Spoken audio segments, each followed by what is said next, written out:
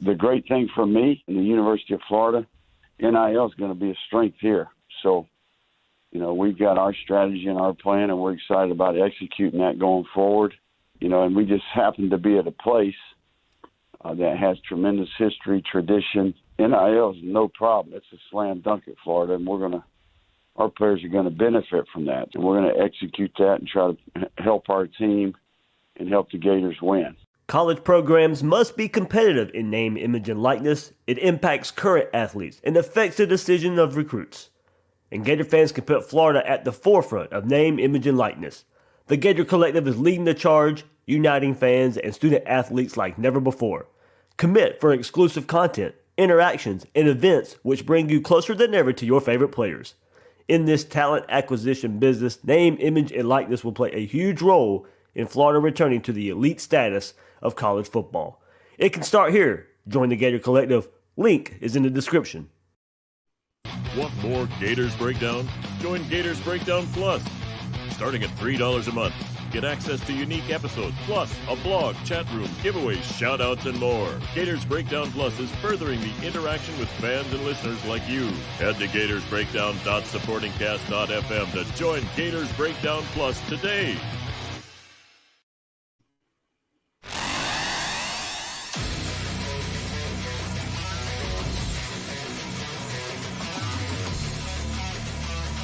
Gators Breakdown. Because there's never a dull moment in Gator Nation.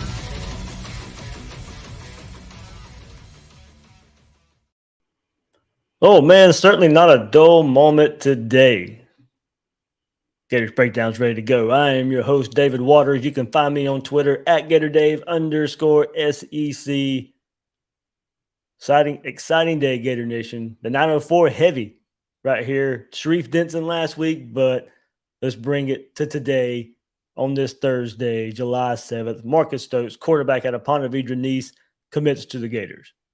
Running back Treyaun Webb out of Trinity Christian commits to the Gators. Big day for the Gators on the recruiting front, on the trail, and pretty much dialed in to the 904 right here on this episode of Gators Breakdown. So plenty to get into with those two commitments. Denny Thompson from 1010XL, 6 points quarterback training right here in Jacksonville. He trains Marcus Stokes, so you'll get a little more. If you're not in the Jacksonville area, you probably don't. And if you don't listen to their podcast, you probably haven't really heard Denny say too much about Marcus Stokes. But, they got a podcast out there with Denny, talks Gators, talks quarterbacks. But he's going to join me right here on Gators Breakdown to give you even more behind-the-scenes look at Marcus Stokes. So, and look, Treyaun Webb, hey, look, it was early. He was supposed to commit on Monday. I told you guys last episode I felt good about that one.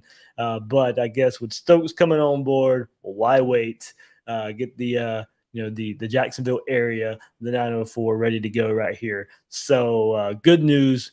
Look, I told you guys it's a roller coaster. Recruiting is a roller coaster. So this is one of those high points. So hopefully there's a lot more of those to come on the recruiting trail. But before we get started, I know you're all happy right now. I'm happy, especially these guys in the Jacksonville area. And I get a little bit more access to these commitments. So that's why I was able to bring Denny on.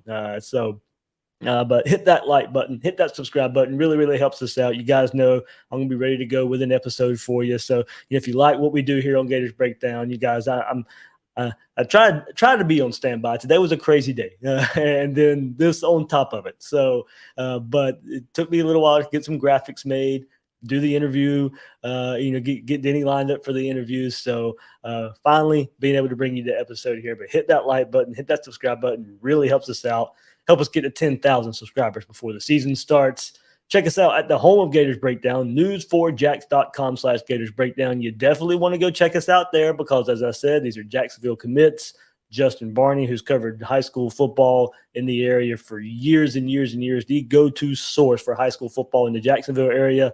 He put an article out with this news today of these commitments, so be sure to check that out there. And then the Gators Breakdown Plus Discord, hopping, happy, everybody with their hair on fire there. So a lot of good stuff going on at Gators Breakdown Plus as well. So let's get this started like we do every time.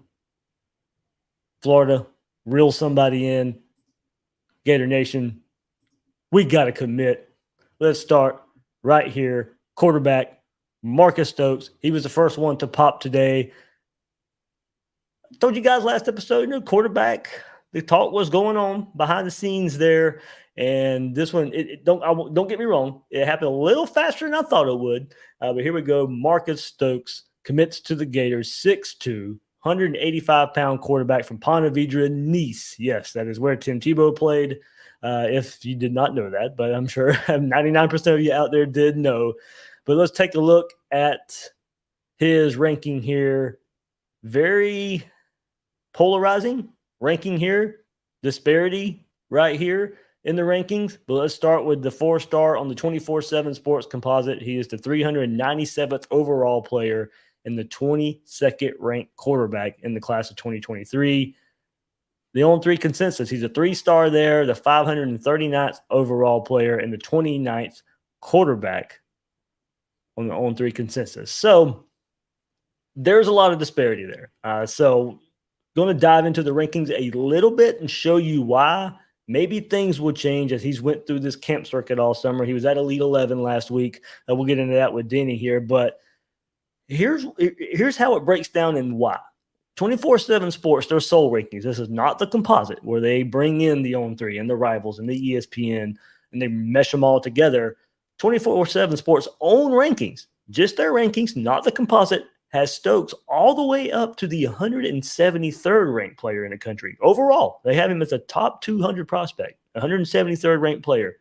They have him as the 10th best quarterback in the class of 2023. So that's where the 4-star stature comes in. That's where the top of his rankings go.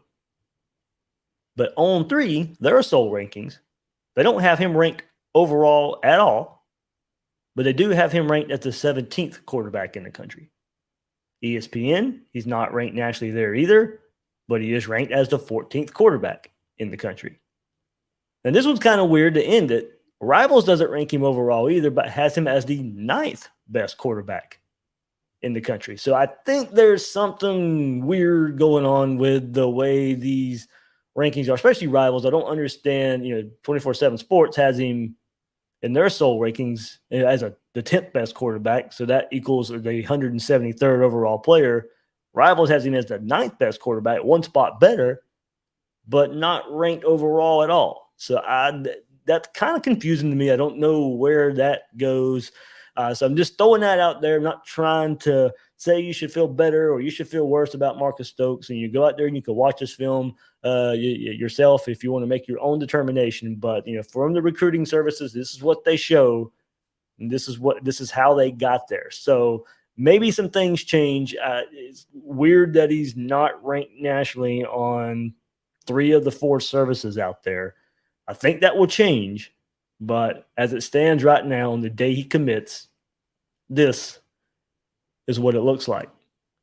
So look, guys, I was only turning to one place to get analysis on Marcus Stokes. My good friend, Denny Thompson, who trains Marcus Stokes. There was nobody better to go to. And he's going to break it down. He's going to give us all the info on Marcus Stokes better than anybody. And, we got him ready to go. All right, joining me right here on Gators Breakdown on the day of Marcus Stokes committing to the University of Florida, his trainer from out of Jacksonville, Denny Thompson. You can hear him on 1010XL. He trains Marcus Stokes at 6 Points quarterback training. Denny, I know it's a busy day for you, and with the commitment going on, everything you have going on with the actual training as well. So thanks for taking some time out and joining me right here on Gators Breakdown. No, always, man. Always a joy to talk with you, Dave. All right, Denny, let's get to it and take us through the journey a little bit of this recruitment and Marcus Stokes. How hard was it for Marcus to decommit from Penn State and flip to Florida? Yeah, it was probably the toughest decision I've ever seen a kid make, and all the time I've been doing this. And it was interesting. Like the whole recruitment process of all of this kind of coming together was really unique and in some ways like a Disney story for Marcus. Marcus Marcus's dream school was Florida. It was Florida all along. As long as I've known Marcus, which I've trained him for 3 or 4 years now. It's always been Florida, and that offer did not come early. And Marcus kind of blew up and went ahead and committed to Penn State after a bunch of offers and after I think 2 trips up there. And he really legitimately loves Penn State.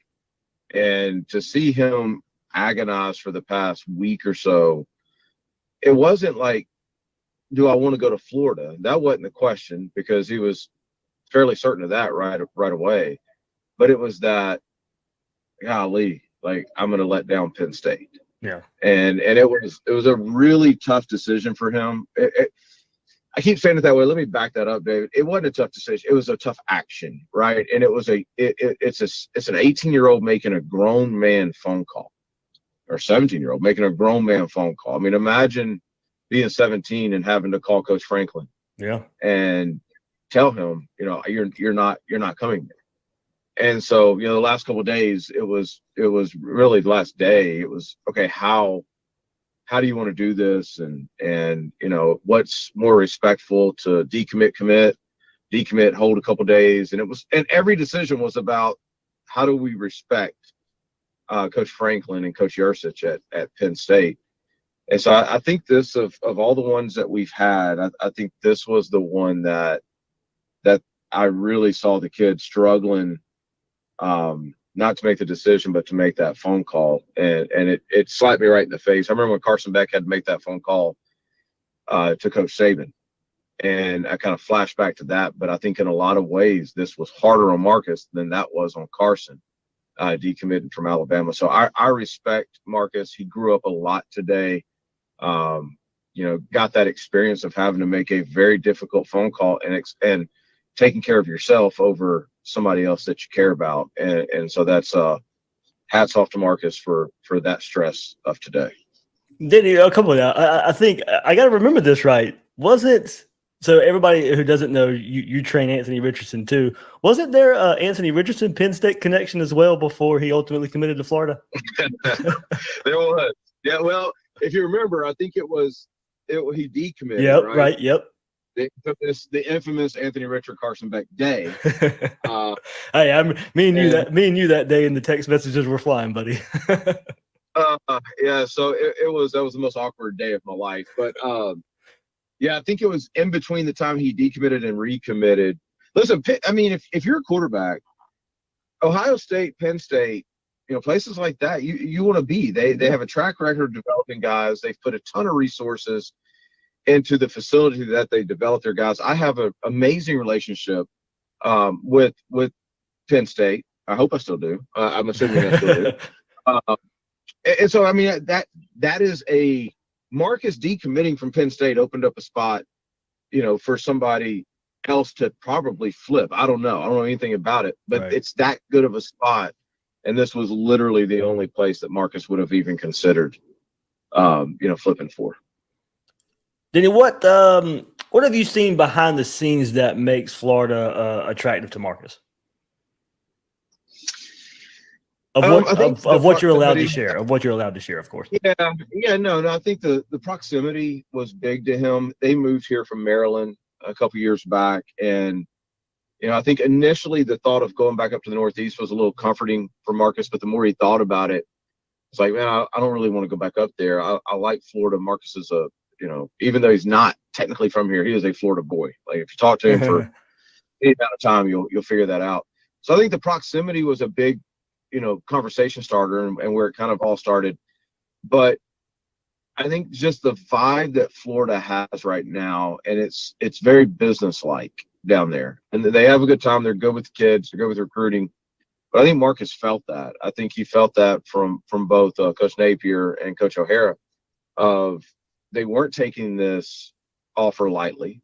They were doing a ton of research, and it was a serious deal for them. And I think he was drawn to that in addition to the location. And for whatever reason, I don't know what it is, but he always just couldn't stop talking about Florida.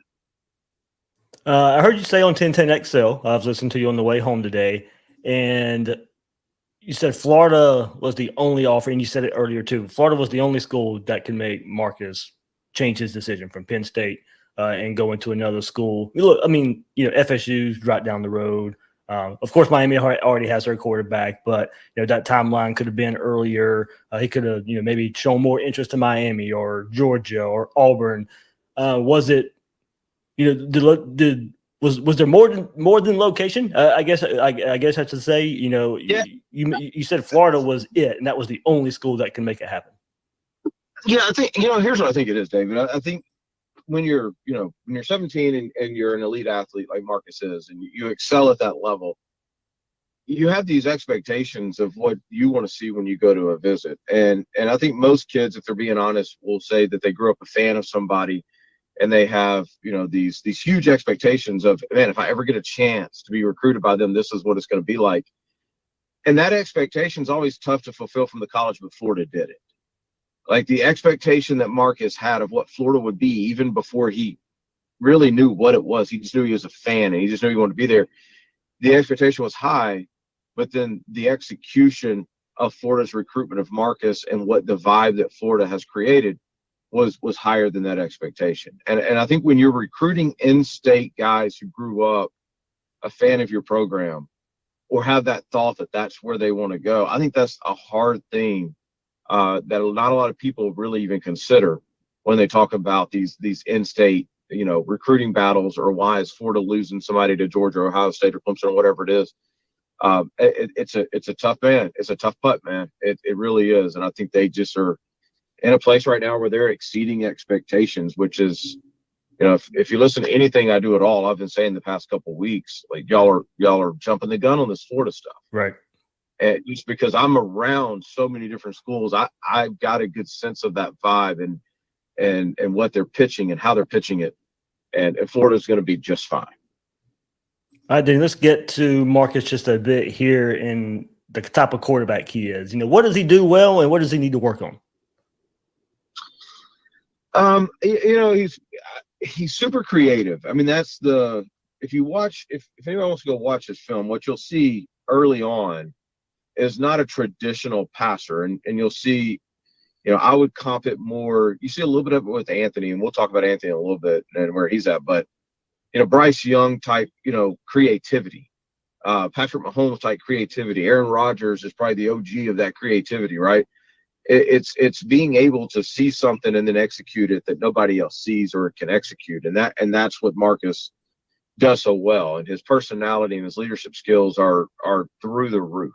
I've shared a couple of things that we put out on Marcus today, and he's got that. When he walks into a room, you feel his presence there, and that's saying a lot. I spend my life around alphas, and so when I notice it, it's there, and I notice it right away on Marcus, and everybody that encounters him notices it. So I think I think that's the strength. Now, as far as a weakness is concerned, I'm always real hesitant to talk about weaknesses. There's areas of improvement, like you said, but we got to remember we're talking about not fully developed, 17-year-old.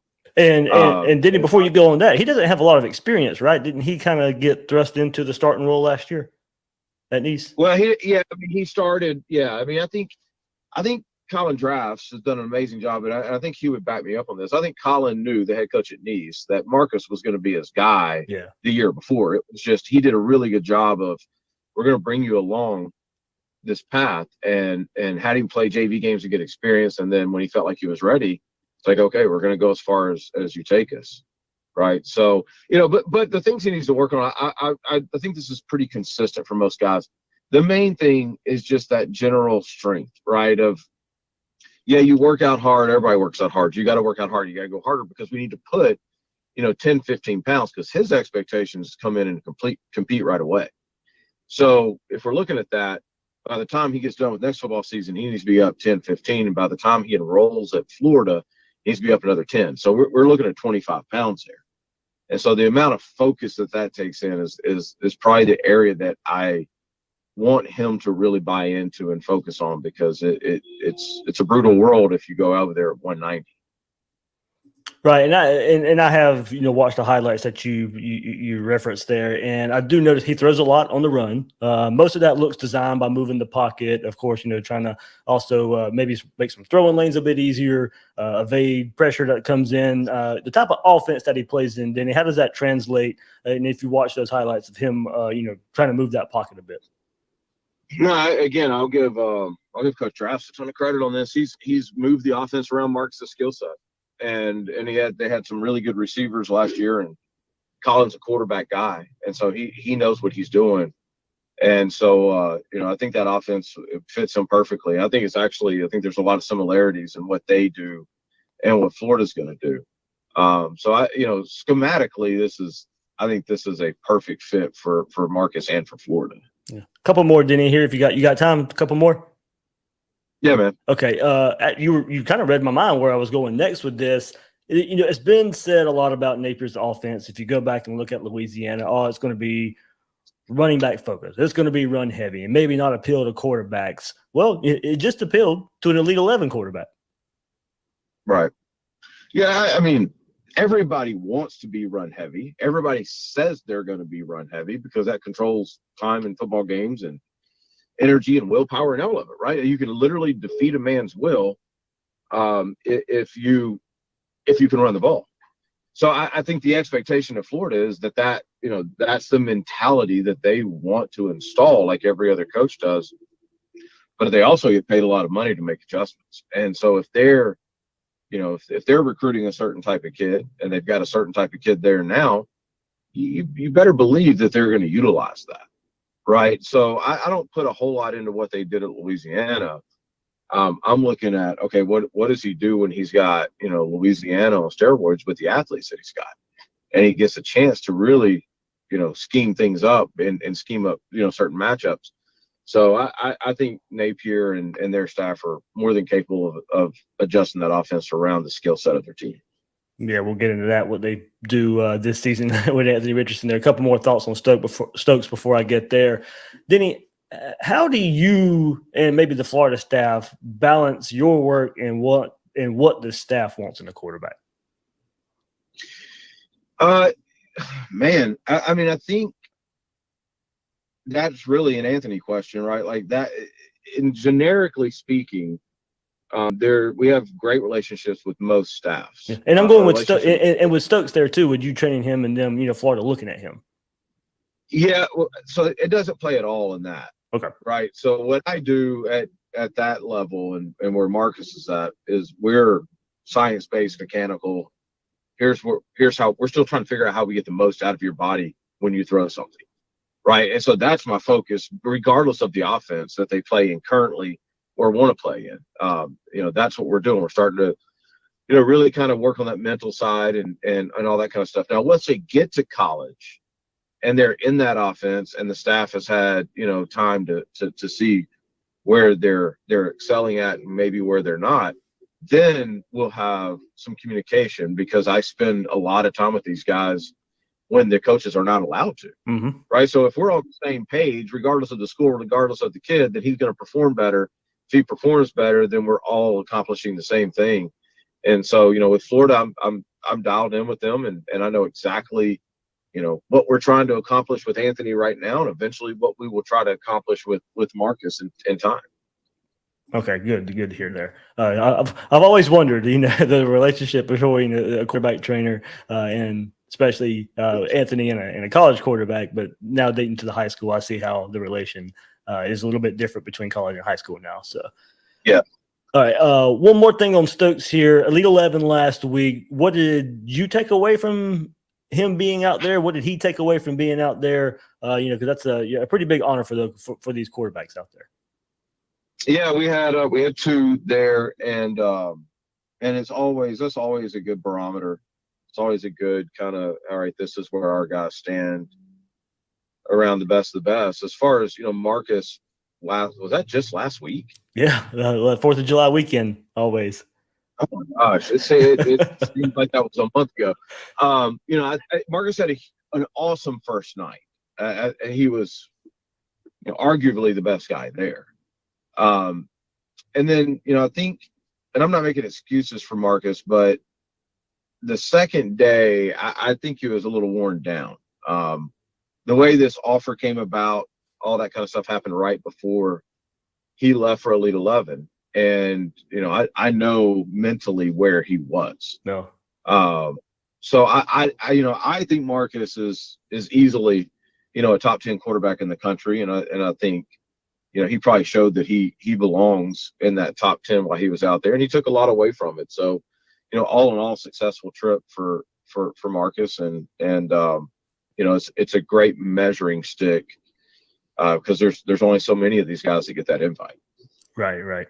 Denny, close it right here. Let's move to the current Gators quarterback, Anthony Richardson. You spent a lot of time with him. I hear Napier is excited for what he has behind center at the quarterback position with Anthony Richardson. So what steps are you looking forward for Anthony Richardson to take off in Billy Napier's first year, and what kind of talent does he bring to the quarterback position in Napier's first year? Yeah, he's taken some massive steps already. This has been the best 4 months of training that we've had. I was trying to think about when he got cleared to throw. It was, I think the week before spring or a couple weeks before spring. And you can tell, like, he's zoned in, and he's always been a big guy. He's bigger in a better way now, and he's healthy. And so it's really let us, figure out, okay, what really is Anthony as a thrower, and then ultimately as a leader. And so we've been able to check a lot of things that in the past we haven't been able to check, and it's been an amazing off season for Anthony Richardson, and I think there's a big year ahead for him. I don't know what that looks like. I don't know what that means. I don't know what that translates into wins, and I don't like comparing numbers and stuff like that of past guys. But he's got the skill set to do things that have only been done a few times in the college football game. And now if he can apply it and Florida can put him in the right places, like, we could see something really special this year. Denny, it kind of blew up. Because just a couple months ago, we start seeing mock drafts for next year, and there's Anthony Richardson firmly in the top 5 and top 10. So it's kind of coming about pretty fast for him as well. Yeah, and that's some, there's so many interesting stories behind these stories. And I wasn't surprised by it because we kind of started hearing that during the season last year on our end, with some connections we have at the next level. And so during the season, we were getting quite a bit of that. And then, the combine comes around, and they only take a certain number of underclassmen who aren't eligible, and kind of walked it through it. And Anthony was one of those. And so at that point, it kind of hit me. I'm like, okay, this is serious. And then, you started seeing mocks of him at 6 and things like that. And, for us, it's just, we talk about it and we don't ignore it. We talk about it, but it has helped fuel a lot because now there's expectations. So there's expectations and there's opportunity, and both of those are good. So it's definitely fueled the fire a little bit this offseason. All right, Denny, man, thank you so much for dishing right here on Marcus Stokes and Anthony Richardson. One more time, 6 points, Jacks, right here, quarterback training here in Jacksonville. You can hear Denny on 1010 XL, podcast there, on the radio every so often as well. Denny, anything else you want to plug, man, before you get off of here? Nah, man, just happy for Marcus, and Florida's getting somebody they're going to fall in love with, man. So it's a great day. It's a fantastic day, not because I'm a Florida fan, but because I'm a Marcus fan, and this is exactly what he wanted. Yeah. And he even had some fun with it. It was a video Denny put out there of asking Marcus some interesting questions, off the wall questions. So you get to know Marcus a little bit more too. So Denny, man, thank you. If we release the outtakes of that, which we may do, that's going to blow up. That's hysterical. But yeah, man, anytime, man. Always enjoy talking to you. You guys do amazing work. All right. Thanks, Denny. Yeah, man. All right, there we go. Denny Thompson joining us right here on Gators Breakdown for that pretty cool look behind the scenes of coming from Penn State, making that hard decision to flip to Florida. It wasn't easy there. But look, this was a name that we have kind of had on the radar for a few months, even before his commitment to Penn State, after his commitment to Penn State. With Florida come back around, Florida did. Stokes commits to the Gators. right here today. So let's dive into a little bit more of the type of player. 24/7 Sports, Andrew Ivins offers this analysis of Stokes, the type of quarterback that isn't afraid to take risk and push the limits. Measures roughly 6'2" and 185 pounds in spring before his senior season, has room to add some more mass if needed. Shouldn't exactly be viewed as a dual threat talent, but is a crafty runner that's more capable of finding success and moving the chains on design runs. And yeah, if you go and look at his film, as he's got deceptive speed, he will keep defenses honest. Drives as a passer when he's on the move and will squeeze the ball into tight windows as he escapes pressure, says Ivins. Serves up a rather tight spiral and use a variety of different arm angles to execute off-platform throws. A bit of a late bloomer that didn't become a full-time starter until he was a junior. Found instant success in RPO, heavy spread attack, leading a niche program to one of its best seasons since Tim Tebow was suiting up for the Panthers, as he totaled over 3,000 yards of offense and had a hand in over 25 touchdowns. Will likely need a few years to get adjusted to the speed and everyday demands of big-time Power 5 football, but has the skills set to eventually emerge as a starter on Saturdays. Could also expect the way he plays, expect some unexpected wins, but could also result in unexpected losses. So his play style kind of high risk, high reward. NFL ceiling, given competitive edge and natural feel for the position, but must keep progressing and find ways to limit mistakes. So, one more year in high school. Like I said, not a lot of experience. Bring it all together. Bring the training from Denny. Bring the experience from last year. All the camp settings that he's been in all summer. Bring it all together. Maybe those mistakes come down a little bit. One more 24/7 Sports kind of goes into a little bit more detail. Breakout season last year. Helped post a 9-4 record at Nice. Led the team in both passing and rushing yards as he completed just under 60% of his passes for 2,672 yards, 22 touchdowns against 9 interceptions, while also totaling 496 yards and 6 more scores on the ground. So, like I said, if you go watch his highlights, of course, highlights are meant to be a lot of good plays there. If you watch him there, throws nice on the run. I'd like to see more, pocket throws, maybe the footwork and mechanics there. I'm sure they're working on that stuff. But throwing on the runs, definitely a strength, whether it be design passes, design rollouts, just freelancing out there, just has that raw arm talent that you can't teach. I think there's plenty of potential there.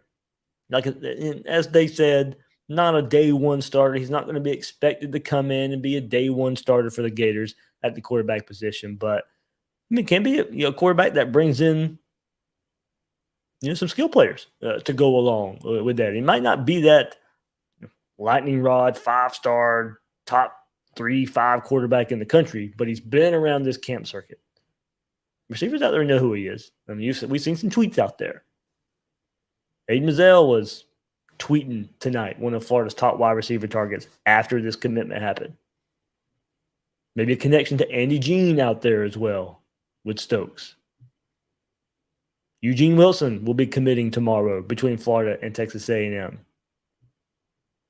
Feel pretty good about that one. We'll have another episode there. Or I'm planning on having another episode on Friday. I like where Florida sits for Eugene Wilson. So I think in the near future, Florida's wide receiver core could look a little different with the commitment of Stokes. So good pickup for the Gators. Developmental quarterback. Not asking him to come in and play day one. What does that mean for quarterback? Does that mean, will Jack Miller be ready to go? Will Florida hit the transfer portal to maybe bridge the gap? Have Max Brown last year as well. Jalen Kitten is still there. So still a lot of ways to look at the Florida quarterback position. But they get a good one today in Marcus Stokes. All right, so I mentioned, getting skill players here. Well, the Gators did that. The Gators did that today, as we know, from Jacksonville, from the 904. So while we speak of skill players, let's do it again. Gator Nation, we got to commit. Let's go to the running back position. Treyaun Webb, Trinity Christian, Jacksonville. 4-star on both services. 6'1", 205 pounds. On the 24/7 Sports Composite, he's the 162nd ranked running back. The 5th ranked running back in the country. Top 5 running back here is Treyaun Webb. On 3 consensus, just a little lower. They have him as the 166th overall player in the country and the 6th ranked running back in the country. So Florida getting top 5-ish running back in the country here in Treyaun Webb. Of course, legacy there. Uncle D Webb playing for the Gators. So 24/7 Sports offers this scouting report of Webb. A methodical runner that can make people miss and shed tackles.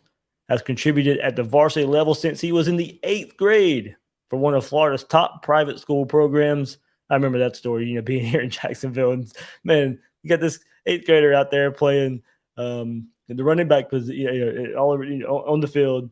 And man, it's just, should an 8th grader be out there? You see it every once in a while. But yeah, so came alive as a junior in the 3A state playoffs, totaling 876 rushing yards and 10 touchdowns in just 4 games.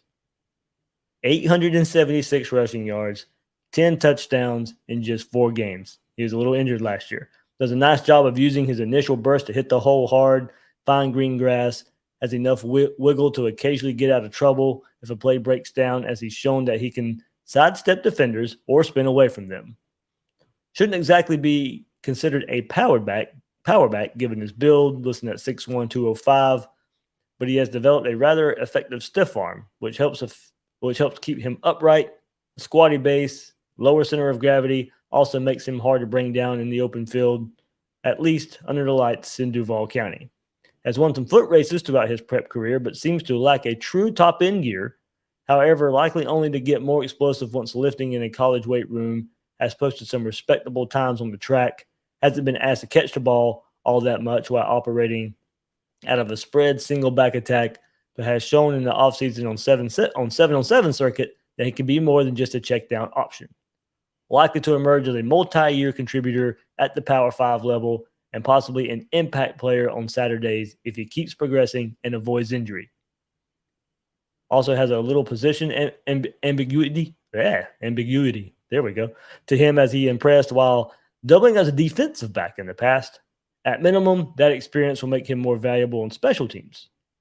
So if you go back to last year in 2021, as I mentioned, he was hobbled a bit, had a hamstring injury, but really came alive in those state playoffs for Trinity Christian.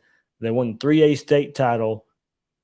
And those stats, just under 900 yards, 10 touchdowns in the final 4 games of the season.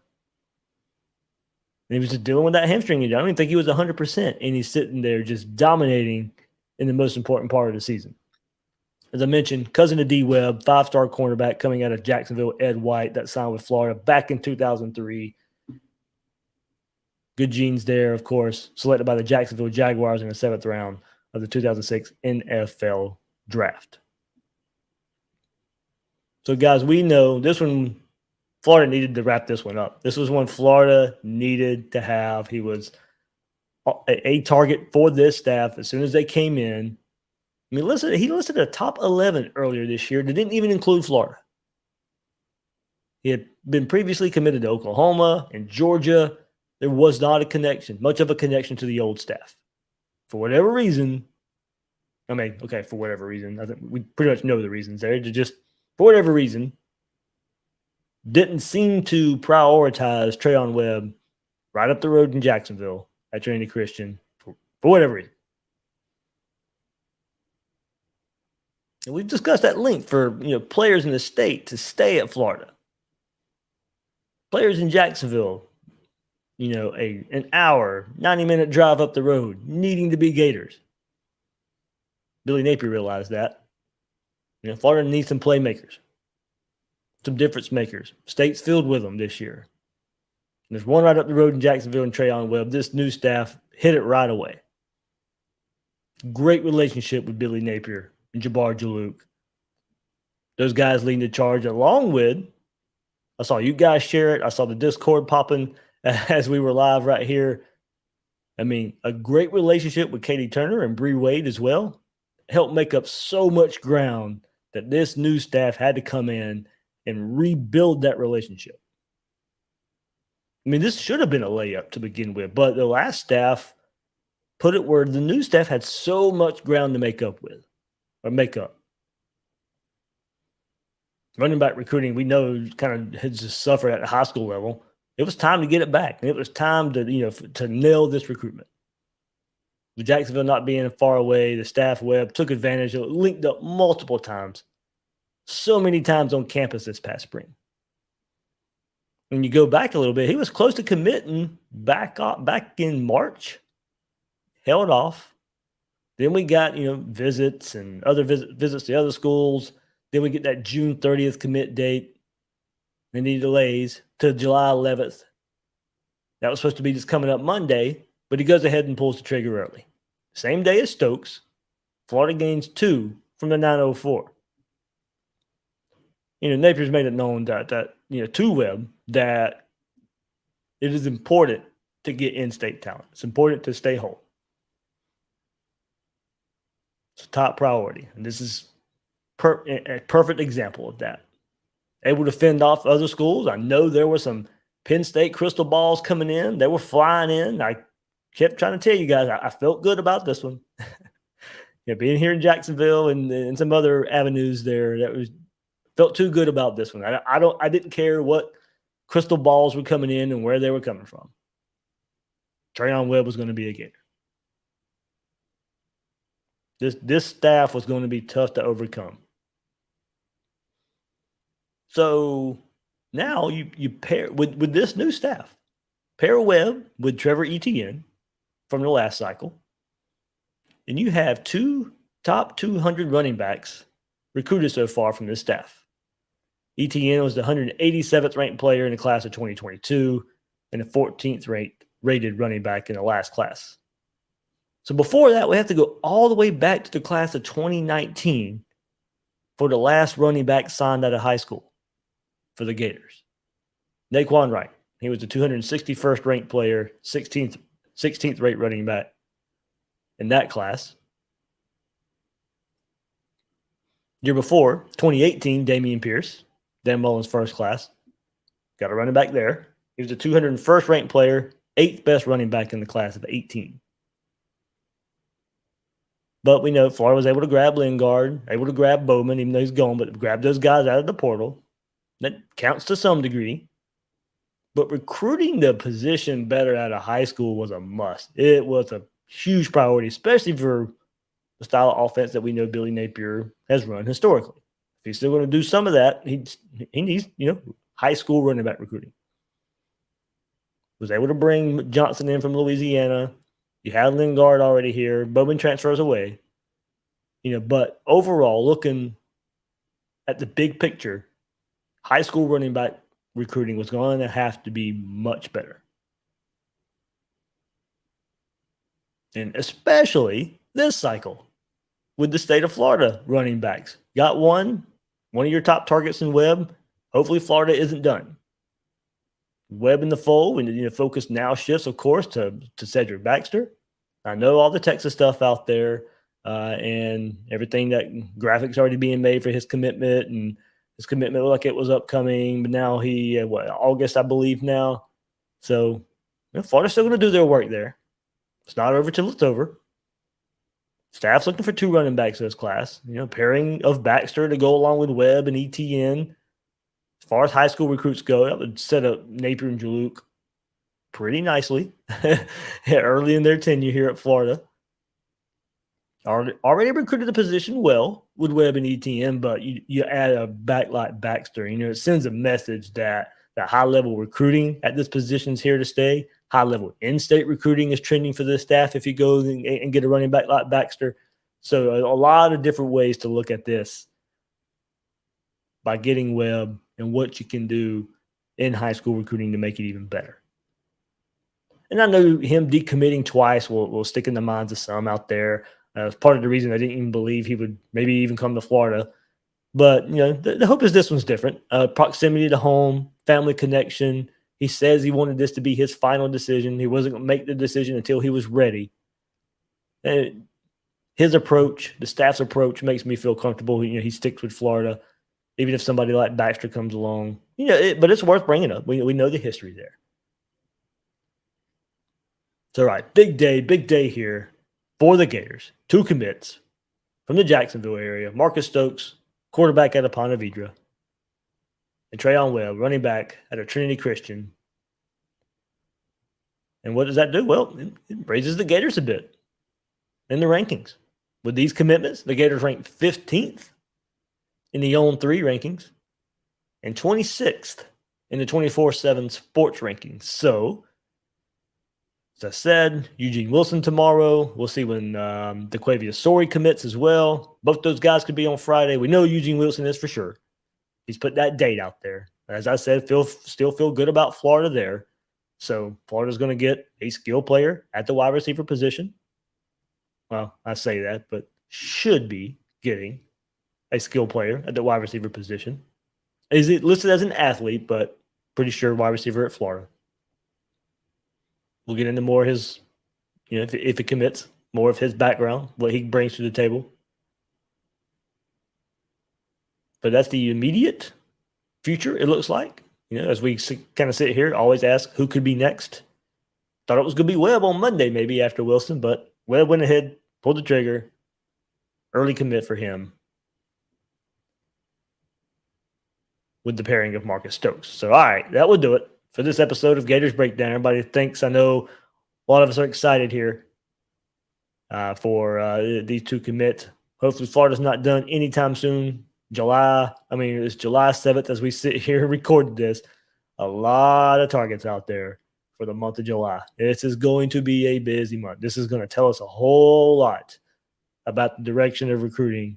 It's not the end-all be-all. As we've mentioned last couple weeks, last week, I know there was a lot of bad news.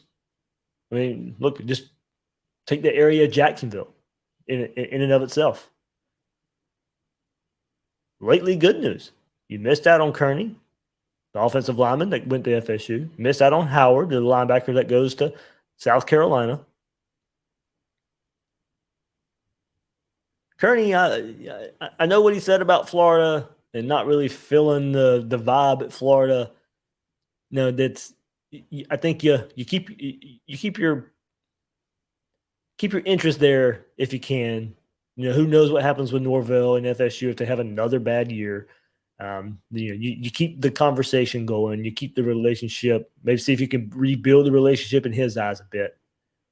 Something happens at FSU, maybe, you slide him over if something like that happens. But, those were 2 Jacksonville commits. It didn't look good. The start in Jacksonville didn't look good for Florida this cycle. And then, boom, Sharif Denson. Boom, Marcus Stokes. Boom, Treyaun Webb. So look, the story is still being written. I jokingly tweet the GIF out there on Twitter of a roller coaster. It's exactly what this is. It's exactly what it is right now. Florida's way up there, and hopefully that's for most of it. We stay up there. Keep climbing just a bit. But that's where we go. That's where we go from here.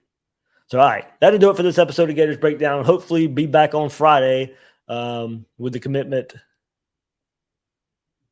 right there, of course, of Eugene Wilson. We'll be on the lookout for that one. But everybody, thank you so much for joining. If you're on that YouTube version, hit that like button, hit that subscribe button. One more time, a reminder there.